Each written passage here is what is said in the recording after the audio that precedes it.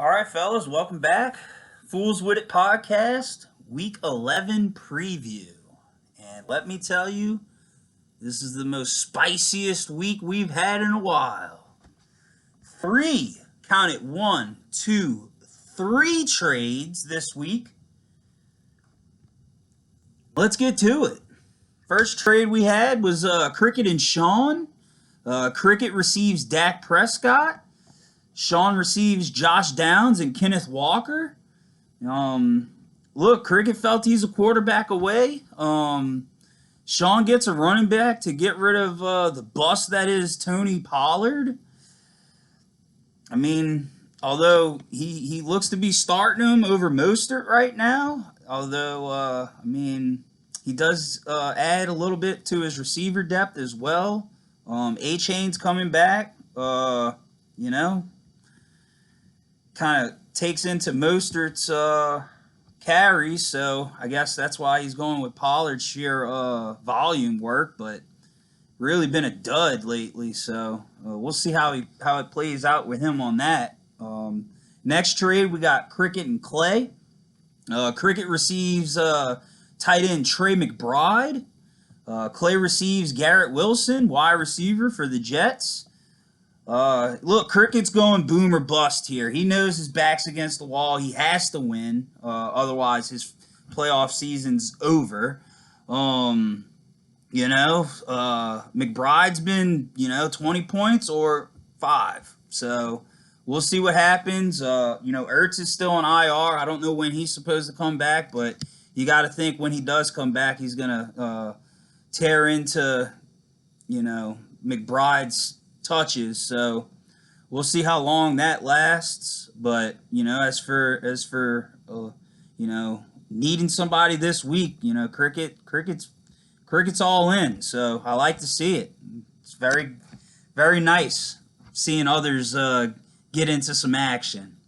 And then Clay's busy again. Him and Fila had a trade, so that's the third trade this week. Fila receives Dud J. Moore. You know how I feel about him. Clay receives George Kittle. So, Clay needs a tight end after this Thursday night from hell is what I'm going to call it. And we'll get to that soon. But Fila, I guess he sees something in Dud J. Moore. Maybe as an insurance policy to Devontae Adams or, Calvin Ridley, who's been, just kind of disappointing, to be frankly, given he started so well this season, but kind of just sputtered out. I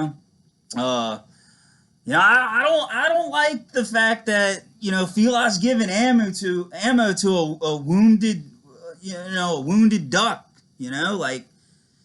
He's giving him life. He's giving Clay life, and he's basically done after this Thursday night blunder. But hey, what you gonna do? They props to Clay for not giving up after that Thursday, man. Last night, that's fucking tough. But we'll see what happens. I mean, Dud J. Moore, he had that 49-point game against me, and then he's had 10, 13, 9, 5, 10 after that 49-point game. And, Kittle, he seems to be hitting his stride, though. He's had 13, 23, 9. Then he had a bye, and then he's back up to 20.6 points. So that's what he's done lately, and they keep feeding him the rock, so we'll see. Good trades for all in all for everybody. We'll see who wins, who loses. It's exciting. It's getting near the playoffs, and I'm just happy to see it. Honestly, I'm thrilled. It's great. We need more of it. But anyway, let's get to the preview. We might as well start off with the Thursday night from hell. We got Clay versus Dutt, Mr. Horseshoe himself, coming off a big win. And, Clay, that's tough, dude. super tough. You had three players playing last night, and Burrow, Chase, and Andrews, essentially your big three. And Andrews breaks his fibula, only giving you 4.4 points, out for the season. So, hence why you traded for Kittle, but you don't get to utilize him this week. So that kind of hurts. Burrow, he tears his ligament in his throwing hand. There's questions as to whether they disclosed if he was hurt going into the game, and they didn't disclose it. So I don't know what's going on with that, but he's done for the season. You got 10.7 points out of him, which that's not ideal either. But you do have Kyler Murray as your backup, so that's not bad. That's a good backup, solid. He's just getting back on his feet. So we'll see how that transpires. And then Jamar Chase, he has 2 catches for 12 yards last night. And luckily for you, one of them was a touchdown, so he ended up with 9.2 points. But just overall, a fucking rough start. You get 24.2 points from your big three, and oh man, I feel for you, dude. I don't know if that's ever happened to anybody where, 2 of your top players just gets injured on the same night, season ending. So it's gonna be tough, man, especially when it's win now mode. It's quite the hole you gotta climb out of this week, and it's against none other than Mr. Horseshoe himself, who seemed to have found it and put it back up his ass. He's coming. Wow. I mean, if that doesn't epitomize the horseshoe effect of Dutt, of him going against Clay, and that happening to him, to Clay, against him, I mean, you can't write a script, man, for this guy. It's unreal. Just everything falls in Dutt's lap, bro. It's fucking crazy. I mean, Clay does get A-Chain back this week, we think. So we'll see. He was really producing before he got injured and got put on IR. So hopefully Clay can see one of those big games like he's had before. He also has newly acquired Wilson, Aaron Jones, and Lockett. So they're gonna have to produce to overcome this Thursday night football homicide that occurred last night. So we'll see. Dutt's riding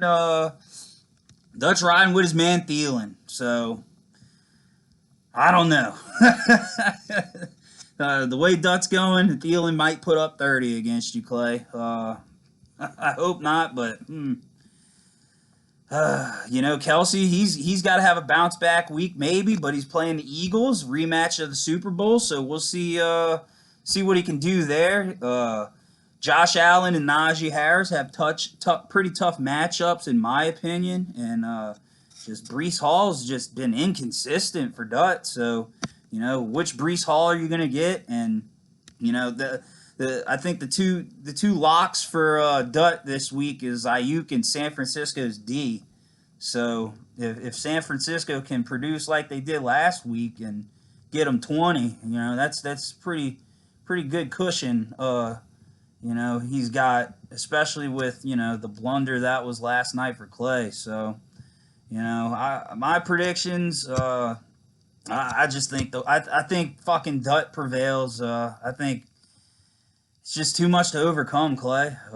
Hate to say it, but it is what it is. Sean picked Clay on Wednesday when he sent me his picks, but that was before the Thursday night homicide. So I don't know if he'd change his pick or if he'd stick with Clay to just spite Dutt. So I'm not gonna hold Sean's pick against him on this one, but I don't know, man. I feel like he might stick with Clay. Clay was his preseason champ, and I know he loves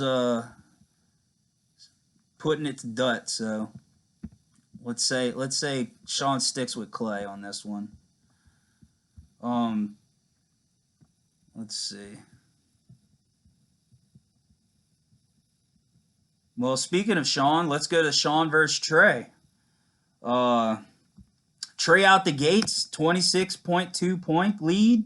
Gus Edwards just, I mean, surprise of the season in my opinion. I mean, he's just steadily getting consistent and putting up great performances ever since week 7. Puts up 21 this week. He only got 5.2 out of Tyler Boyd though, so that's tough. You kind of expected a little more, but then again, the Burrow effect. Burrow goes out and nobody produced after that really. So it's just tough all around that game. Anybody on a Bengal, that's a Bengal. Just tough week for that. Mahomes is at home versus Philly. Monday Night Football. Probably the game of the year. So we'll see what he does in that spotlight. Tough Eagles defense, but they are at home, and it is Patrick Mahomes, so you don't know what to expect. You just probably going to expect some fireworks, one way or the other. Derrick Henry, man, for Trey. I mean, 3 points last week, just very unlike him. He's playing Jacksonville in a divisional game at Jacksonville, so I mean, this is the type of game that Henry has to fucking just take over if the Titans want to salvage their season. I mean, he has to go off. He's got to have one of those 203 touchdown games for them to beat Jacksonville, man. And especially with a struggling Will Levis ever since he had that great game.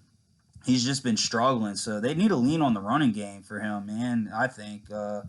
So I mean, that's a big spot for Trey to get some points, and I just can't see Derrick Henry having 2 duds like that in a row, man. Especially this late in the season. This is usually his time to shine. So we'll see.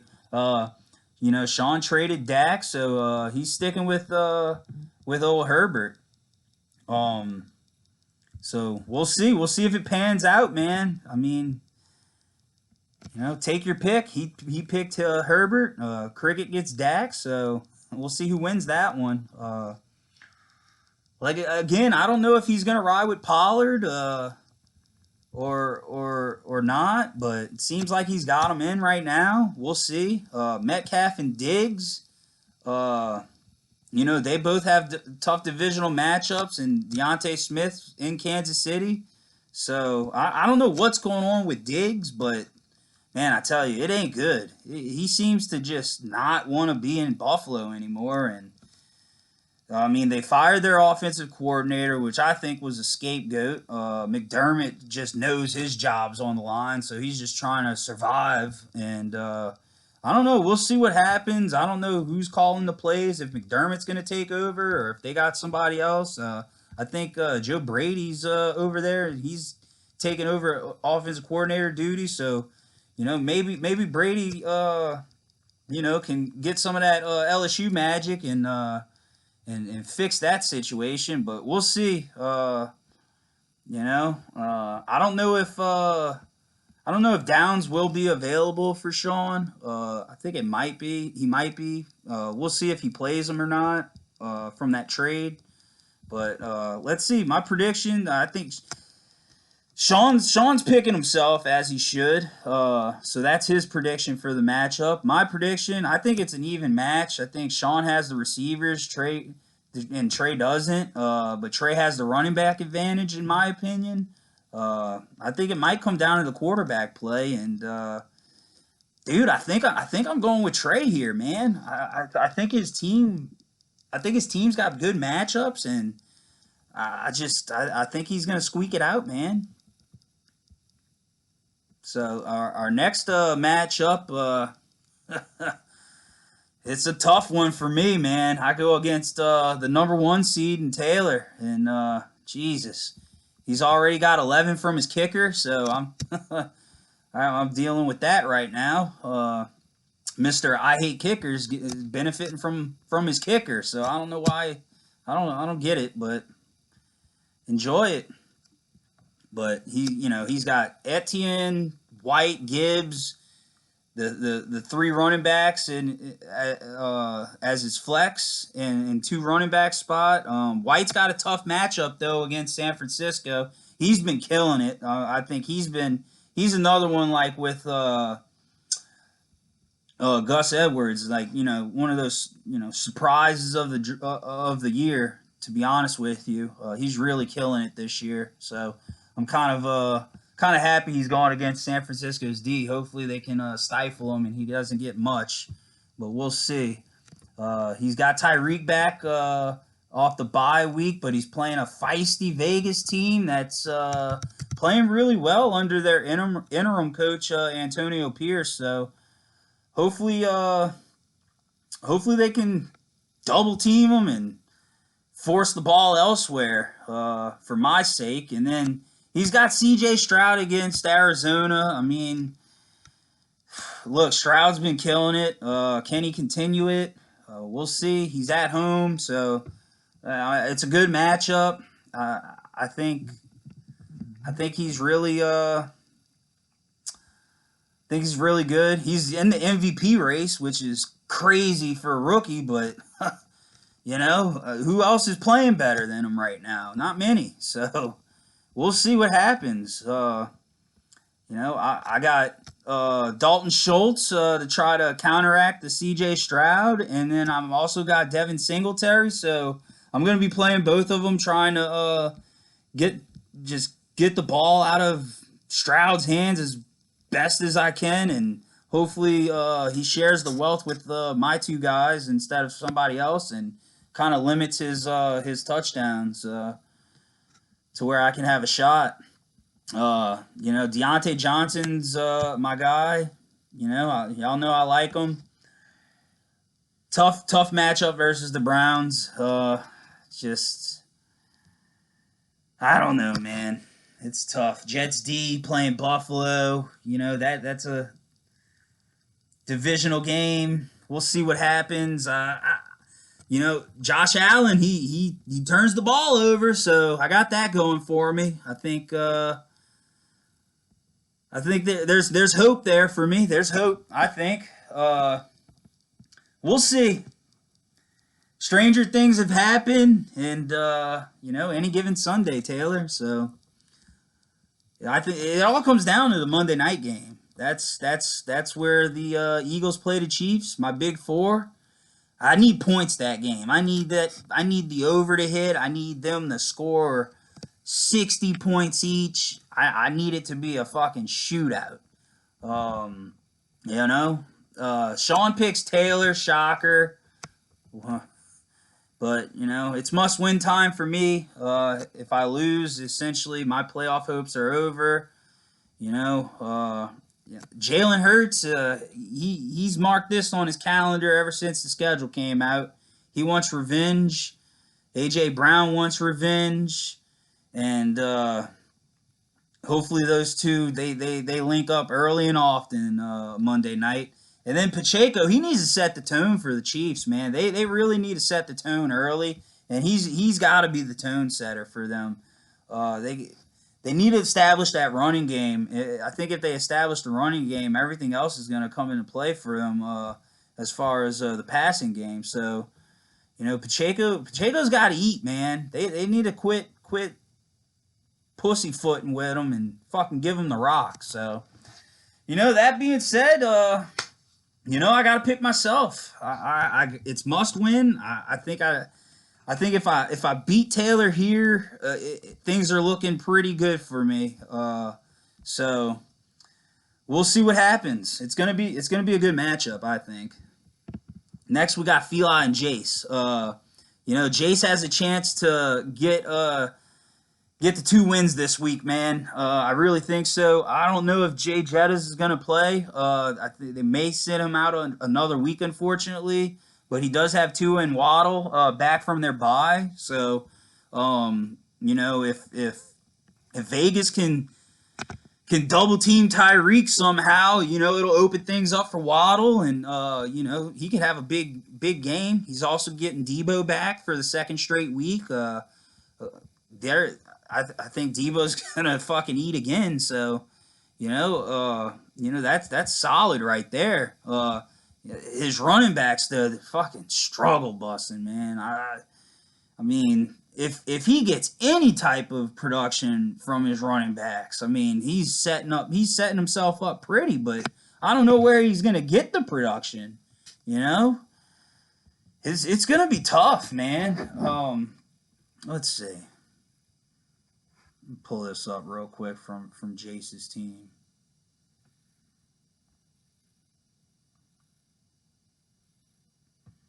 Yeah, he's got Henderson, Darrell Henderson, and Jaleel McLaughlin. And, I mean, I don't. Henderson might do something. I don't know. Jaleel's essentially the backup, so barring an injury to Williams, I don't know. I don't see the production. Honestly, he needs to try to make some moves, man. I mean, at this point, you're just trying to win games, Jace, and we'll see, bro. Fila's rocking with Josh Jobs. He's officially done with the Will Levis experiment. He's over it. This Lions Chicago game is interesting because it's your boy Full Monty Montgomery. He's going against his former team, so I think Man Campbell's gonna let him eat, and hopefully so. Hopefully he lets him eat, and Gibbs doesn't get much against me. So that's gonna be an interesting one, man. He's gonna be hungry to run the ball, so hopefully they give him his fair share of touches there. I can't wait to see that unfold. And then Fila's got CeeDee Lamb versus the Panthers. I mean, CeeDee's on fire right now. They're just feeding him, and he's just dominating. Run yards after catch, everything, touchdowns. I mean, Dak's actually getting him the ball. So we'll see what happens. Is Fila going to play Dud J more? In my opinion, probably a good thing if he does for Jace, because I don't expect much from him, but you never know. We'll see what happens. He's going against the Lions defense, so it'll be curious how Fila plays him moving forward. Predictions, Sean picked Fila. I think the game's going to be a lot closer than we think. Jace is trying to fight to stay out of last place with Brett. I don't know, man. I think unless Jace makes some moves to get some running backs for this week, I don't know if he can. I don't know if he can get past Fila, man. It's gonna be close for sure, I think, but I think those running backs just hold him down, man, and I think Fila pulls it off. To be honest with you. So next we got Matt versus Brett. I mean, I think this is another game that's going to be really close. Matt, he just seems to not be able to score 120 points week after week. It's always like 110, 1, maybe under 1, but he seems to be getting that lucky roll, man. Gets those wins, but he got 21 from Mixon last night, so I mean he's really been hitting his stride. Mixon has since week 7, so it's nice to see him be a consistent anchor for Matt. It's probably the only one he's got other than Purdy and Howell, who's both of them have been producing lately. And do we have a quarterback controversy here, Matt? Are you just going to stick with Howell? Purdy's been lights out too ever since their bye week. So, who are you going to play? Howell plays the Giants, so that's probably the right move. But it'll be interesting going forward how you handle it, especially being in the playoff picture.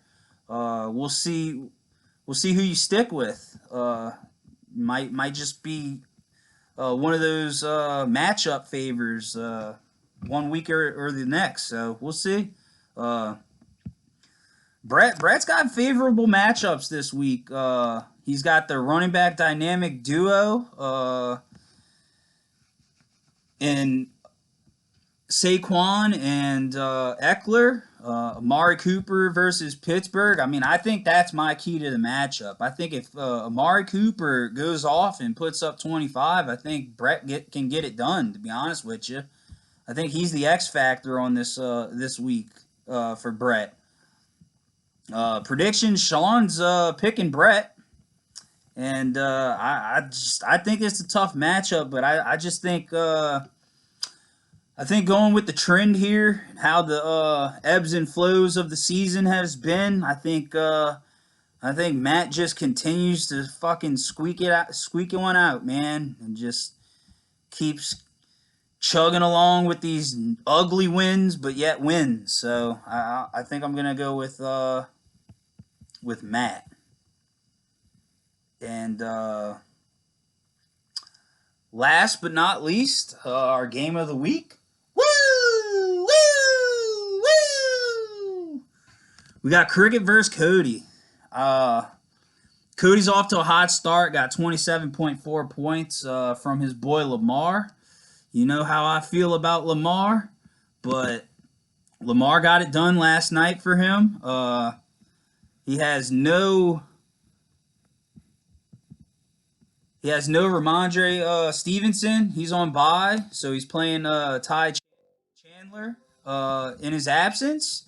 Puka Nacua, he went from Mr. Consistent to Mr. Absent. I don't know what's going on. He seems to his magic seems to fizzled out. It's the Puka versus Cooper Cooper Cup matchup this week. It'll be interesting to see how that plays out and who can come on top with that matchup. Keenan Allen and Christian McCaffrey are the anchors to Cody's team. Last week, both went bananas. Keenan Allen especially. I think McCaffrey had like 20 something, but Keenan had like 40. Fucking crazy. But, can he get it done this week versus Cricket? Cricket's making moves, y'all. He's not going down without a fight. I love his fight, love his spirit. Dak's his starting quarterback now. They're going against the Panthers.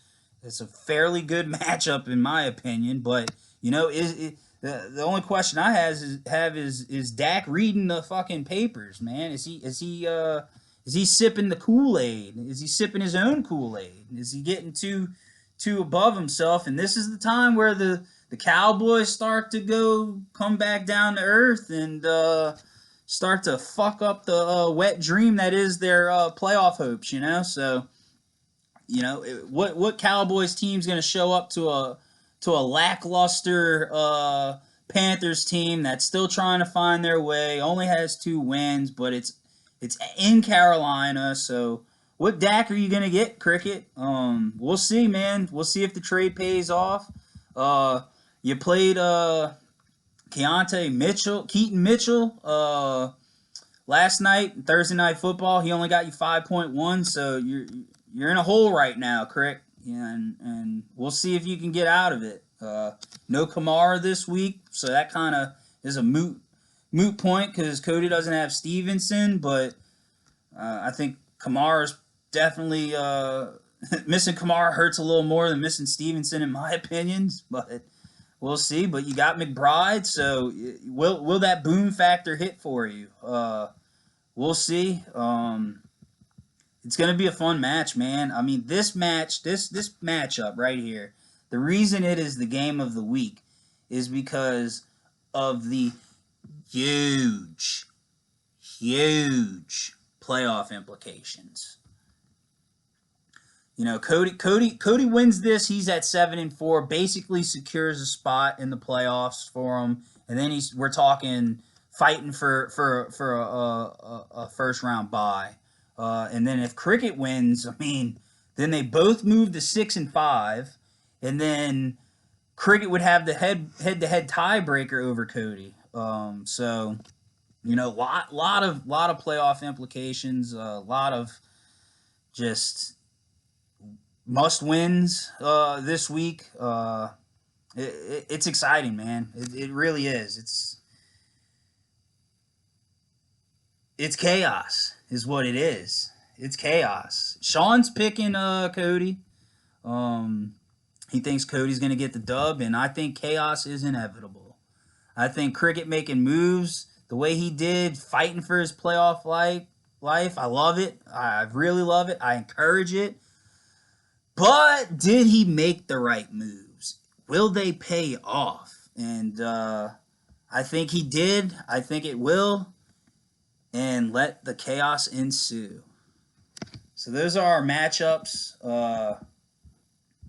Big week, y'all. I mean, this might be the biggest week we've ever had uh, as a league, and it certainly is the biggest week that we've had with me as commish for sure. So, just want to tell everybody, good luck, man. Don't be scared. Make some moves. If we got some trades going in Saturday, you know, we'll we'll we'll we'll we'll voice it over with the league. See if we need to, we can push them through. But we got to have everybody on board with that as well. So, with that said, that's our matchups. Gonna move to the gambling section. Just give you our picks. I got both Sean and Taylor's picks from them, so this won't be a long segment, but just want to kind of give out our picks for the ones that pay attention and kind of see. I will say from last week's Mortal Locks, um, all but one hit, and we parlayed them. And the one that didn't hit was Sean's lock in Seattle -6. And if you watch that game, it was wild till the end, and they gave up a touchdown with basically a minute left in the game, and then Seattle. We were hoping for overtime to give it a chance to hit, and Seattle ended up going down the field and kicking a last minute field goal and ruined that lock for Sean and ruined our parlay. So it was bittersweet, man. But we did pretty well. Both of my locks hit. Sean's locks were 1-1, and Taylor's lock hit. So I mean, we're doing pretty well in the gambling section. So it's pretty amazing, to be honest with you. But anyway, Sean gave me his picks Wednesday. Taylor gave me his today.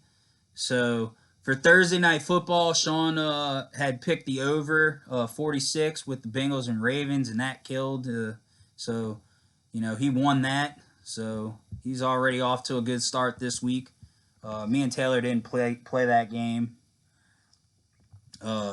So the first game we're gonna pick is the Browns. They're -1.5 versus the Steelers, with the over/under being 32.5. Divisional matchup. Both teams are 6-3. They just it's tough football here. Both teams, Deshaun Watson's out for the year, so they're playing their backup. Kenny Pickett, he's their starter, but he's nothing. He hasn't really been lighting it up this year either, so I expect low-scoring game, to be honest with you. Sean picked the Browns at -1. I think the line moved to actually -1.5 now, but he got them at -1 Wednesday, so that's his pick. I think the Steelers are gonna actually win this game. I got them at +1.5. And Taylor's got them at +1.5 too. I anticipate just defensive football. That's all I anticipate. I mean, the over/under's at 32.5. And I tend to like the under on that too, but I'm just gonna go with Steelers +1.5. Next game we got Niners -12 versus the Bucks. Over/under is 41.5. Sean's got the over 41.5. He expects a lot of points here. So does Taylor. He's with the over. I'm with the over as well. But I also like the Niners minus 12. I think they're just too much. I think they're playing great ball. I think they figured it out after the bye week. And yeah, I think I think that's it. I think the Niners win by 2 touchdowns. Next game we got Rams versus Seattle. It's basically a pick 'em. Over unders 46.5. Sean got them at Sean likes the Rams plus 1.5. He got them at plus 1.5 when he gave me the picks on Wednesday. So I will honor that and give him that. I'm going with the under 46.5, and I'm also going Seattle money line. And Taylor's going Rams money line. So both Sean and Taylor like the Rams. I like the Seahawks and the under. And then finally, we got our locks of the week. Sean's on Lions minus 7.5 against Chicago.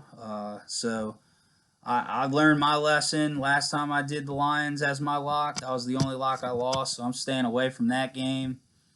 But Sean's got the Lions minus 7.5. Taylor's on Jacksonville minus 7 versus the Titans, and that'll be an interesting game. Jacksonville's trying to bounce back, so we'll see what happens. Taylor seems to think they're gonna get it done, so he's on Jacksonville minus 7.